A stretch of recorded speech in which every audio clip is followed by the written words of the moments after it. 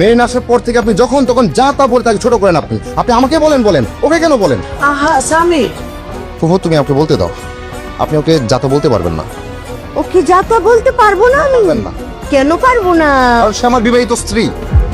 ও আপনার বিবাহিত স্ত্রী, আপনারটা খায়?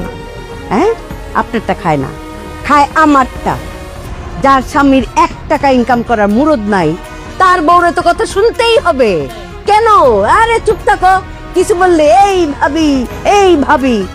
আমার সাথে এইভাবে কথা বললা কেন? উনি তোমাকে এত বাজে বাজে কথা বলবে আর আমি দাঁড়ায় দাঁড়িয়ে শুনবো? কি হয়েছে? উনি তো তোমার আম্মা, তাই না? আমার বলেই তো বলছি।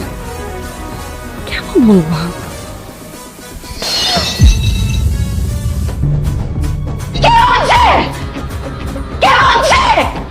আম্মা, আমি বলছি এটা নিয়ে এত ছিলাম দাদা কিসের? তোর গায়ে আমি তো কিনে নিয়ে আসবো।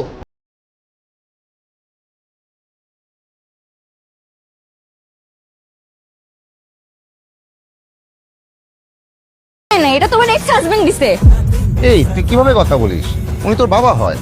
ভাইয়া, তুমি আমাকে যেটা ইচ্ছা নিয়ে সেটা নিয়ে আমাকে বলো, কিন্তু ওই লোককে নিয়ে তুমি আমাকে আর একটা কথা বলবা না। এক থাপ্পড় দিয়ে সব দাঁত ফেলাই দিব। বেয়াদব নাকি? ডে বাই ডে বেয়াদব হচ্ছে। একটা না, তুমি আমাকে 10টা থাপ্পড় দাও, কিন্তু ওই লোক নিয়ে তুমি আমাকে আর একটা কথা বলতে আসবা না।